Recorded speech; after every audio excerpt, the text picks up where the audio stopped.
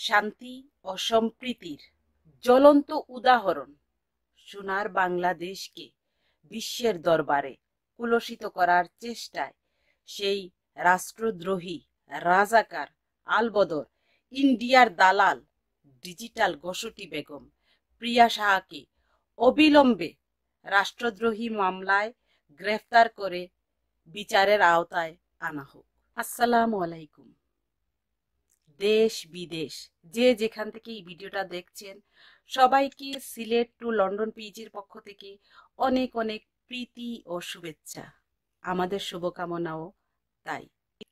সেই রাজদ্রোহী কিভাবে কখন কোথায় বাংলাদেশের কুৎসা রটিয়েছিল, দেশে অথবা প্রবাসে আমরা বাঙালি যে যেখানে থাকি না কেন বাংলাদেশের আনন্দে আমরা আনন্দিত হই, উল্লাস করি, অবিরাম চেষ্টা চালিয়ে যাই সর্বক্ষেত্রে বাংলাদেশের ভাবমূর্তি উজ্জ্বল করতে। আমার কাছে কিন্তু প্রিয়া সাহার এই আচরণগুলো অনেকটা সন্দেহজনক মনে হচ্ছে। কারণটা আপনাদের কাছে ক্লিয়ার করি। প্রিয়া সাহা এমন কোনো ইন্টারন্যাশনাল সেলিব্রিটি নন যিনি একটা দেশ সম্পর্কে একটা ধর্ম সম্পর্কে কটূক্তি করবেন, অভিযোগ দেবেন। নিশ্চয়ই এর পিছনে আমাদেরই কিছু রাজদ্রোহী যারা বাংলাদেশকে পছন্দ করে না, বাংলাদেশকে পঙ্গু করে দিতে চায়, বাংলাদেশকে বিশ্ব দরবারে কুলসিত করতে চায়, তারা কাজ করছে। সেই অপশক্তিগুলোকে আমাদের চিনতে হবে। এক প্রিয়া সাহা নন, এর পিছনে অনেক প্রিয়া সাহা রয়েছেন। প্রিয়া সাহা মূলত বাংলাদেশের মুসলমানদের টার্গেট করেছেন। ওনারা সংখ্যালঘু, এর জন্য ওনাদের উপর অনেক নির্যাতন হচ্ছে ইত্যাদি ইত্যাদি। আপনারা জানেন কিছুদিন থেকে চীনে, ভারতে মুসলমানদের উপর অমানবিক নির্যাতন হচ্ছে, হত্যা হচ্ছে, জোর করে হিন্দুতে পরিণত করা হচ্ছে। কিন্তু এখন পর্যন্ত বাংলাদেশে এ ধরনের কোনো ঘটনা ঘটেনি, ধর্মীয় দাঙ্গা লাগেনি। কিছু অপশক্তি ইন্ডিয়ার দালাল যারা বাংলাদেশে রয়েছেন, বাঙালির নাম ধরে বাঙালির পোশাক পরে তারা প্রিয়া সাহাকে গুটির মতো, দাবার গুটির মতো, একজন প্লেয়ারের মতো ব্যবহার করছে। এটি করে বাংলাদেশ সরকারকে, বাঙালি জাতিকে, বাংলাদেশের ভাবমূর্তি নষ্ট করার জন্য ধর্মীয় দাঙ্গা লাগানোর একটা চেষ্টা চালিয়ে যাচ্ছে। মাননীয় প্রধানমন্ত্রী, জননেত্রী, আওয়ামী লীগের সভানেত্রী শেখ হাসিনা ভুল ত্রুটি হলে ক্ষমা সুন্দর দৃষ্টিতে দেখবেন। আপনি কিন্তু দুধ কলা দিয়ে কালসাপদের পুষেছেন।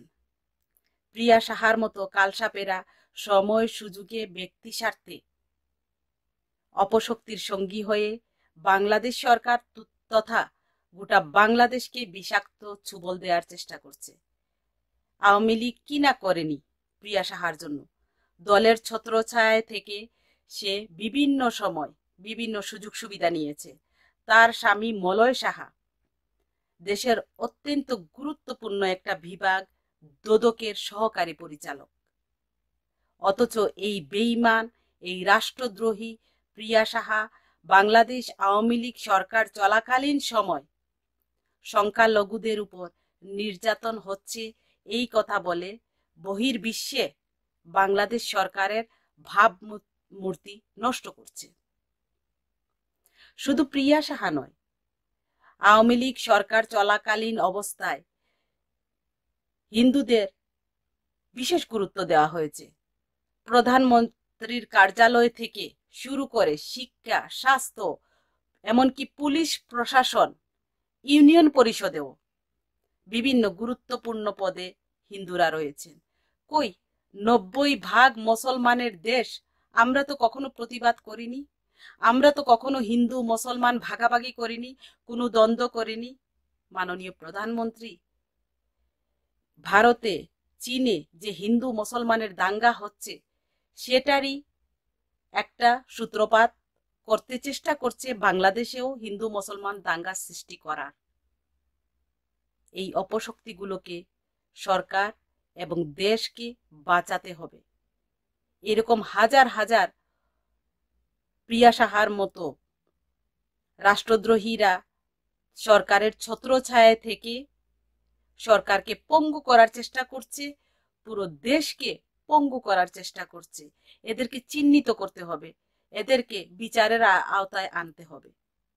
পরিশেষে দেশ বিদেশের সব বাঙালির পক্ষ থেকে মাননীয় প্রধানমন্ত্রীকে সবিনয় অনুরোধ করতে চাই যে অতি সত্বর প্রিয়া সাহাকে রাষ্ট্রদ্রোহী মামলায় গ্রেফতার করা হোক, দেশে ফিরিয়ে আনা হোক এবং তার উপর বিচার কার্য চালানো হোক। বাংলাদেশ সরকার চাইলে সবকিছু করতে পারবে। বিগত দিনে আমরা দেখেছি শেফুদা অস্ট্রিয়ায় অবস্থান করে ইসলাম ধর্ম সম্পর্কে, বাংলাদেশের রাষ্ট্র পরিচালনা সম্পর্কে বিভিন্ন কটূক্তি করেছিলেন। এর জন্য বাংলাদেশ সরকার বিভিন্ন ব্যবস্থা গ্রহণ করে তাকে বিচারের আওতায় আনা হয়েছে। আমরাও ঠিক তেমনি প্রিয়া সাহার এই বিচার চাই। আজ যদি প্রিয়া সাহার বিচার না হয়, পরবর্তীতে হাজারো প্রিয়া সাহার জন্ম হবে এই বাংলাদেশে। অপশক্তিগুলো সাহস পাবে বাংলাদেশের মানুষকে ছোট করতে, ইসলাম ধর্মকে ছোট করতে, বাংলাদেশকে বিশ্ব দরবারে কুলসিত করতে। ধন্যবাদ। সবাই ভালো থাকেন, সুস্থ থাকেন। আল্লাহ হাফেজ। আসসালামু আলাইকুম।